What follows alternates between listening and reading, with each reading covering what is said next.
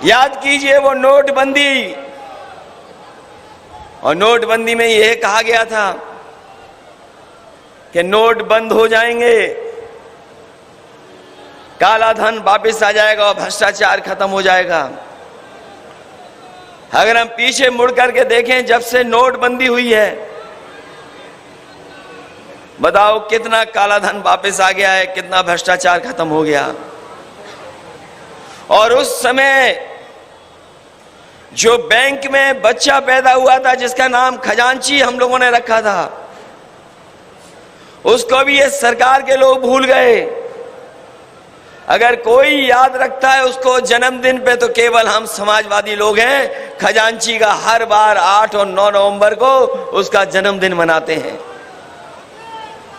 GST के नाम पर व्यापार को बढ़ावा देने वाले लोगों ने जीएसटी को लागू कर करके हमारे तमाम व्यापारियों को नुकसान पहुंचाया। जिन्होंने काले कानून ला करके ये बता दिया कि वो किसानों के साथ नहीं है, काले कानून को लेकर के किसानों ने आंदोलन किया, धरना प्रदर्शन किया, कई सौ किसान की जान चली गई, शहीद हो गए, लेकिन काले कानून वापस नहीं लिए। जैसे ही चुनाव आया, और हमारे समाजवादी साथियों को याद होगा, जिस समय गाजीपुर से, उस गांव से जहां पर समाजवादी पूर्वांचल एक्सप्रेसवे शुरू होता है, वहां से रथ यात्रा शुरू की।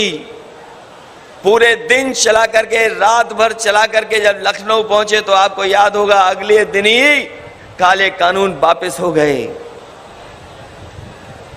ये चुनाव के लिए वापस हुए हैं, लेकिन अपने लोगों को लाभ पहुंचाने के लिए ये लगातार इसी तरह के कानून ला रहे हैं। अगर कोई आंकड़ों को देखेगा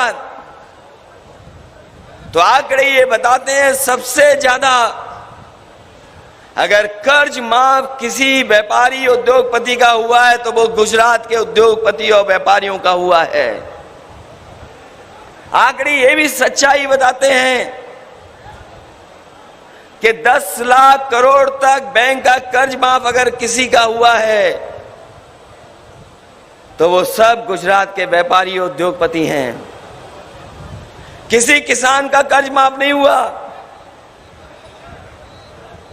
और कल का जिन्होंने विज्ञापन देखा होगा, अखबार के फ्रंट पे छपा था, हमें इस बात की कोई शिकायत नहीं है कि आप अपने प्रदेश में लेकर के जा रहे हैं बड़े उद्योग कारखाने, लेकिन कम से कम उन प्रदेशों में भी उद्योग कारखाने लगे हैं जो आबादी में बड़े हैं, आबादी में सबसे बड़े प्रदेश हैं। अगर आप अपने यहाँ कारखाने लेकर के आ रहे हो तो उत्तर प्रदेश है, बिहार है, जहां आबादी में सबसे ज्यादा गरीब लोग रहते हैं, किसान हैं, नौजवान हैं, जिन्हें सबसे ज्यादा नौकरी और रोजगार